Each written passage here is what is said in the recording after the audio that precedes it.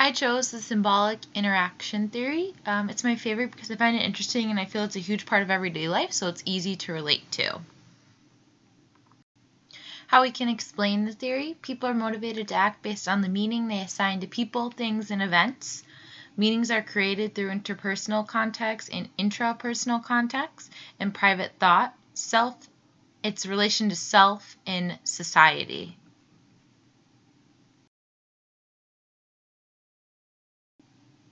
The importance of meaning.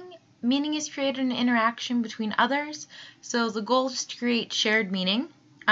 An example of applying it to real life: I find this through texting people on a regular basis. The more I text them, the more I get to know them. I learn how they text and what they mean when they're texting you.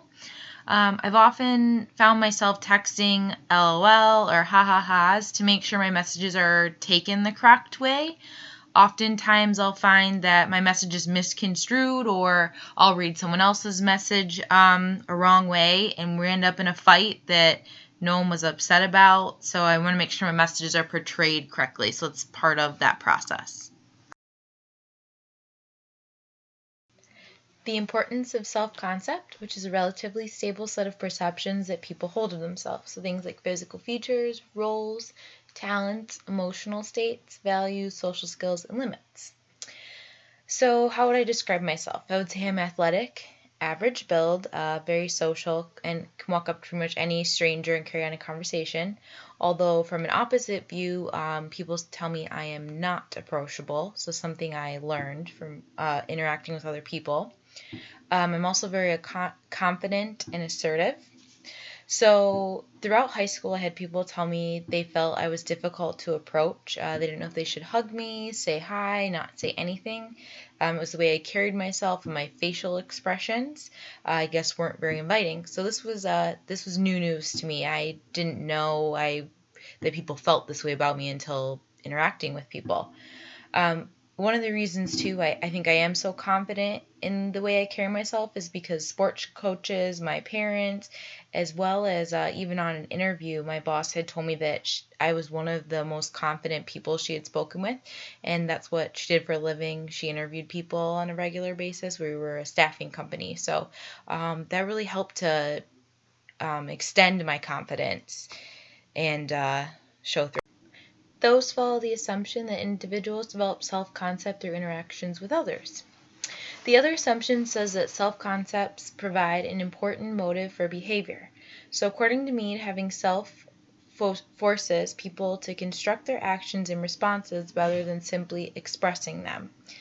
So the way I can relate this to my real life is when I go on job interviews, I feel confident that I will succeed, thinking back to how my last supervisor complimented me on the way that I handled mine.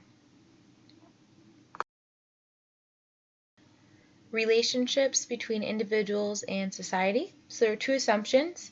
The first one: people and groups are influenced by cultural and social processes.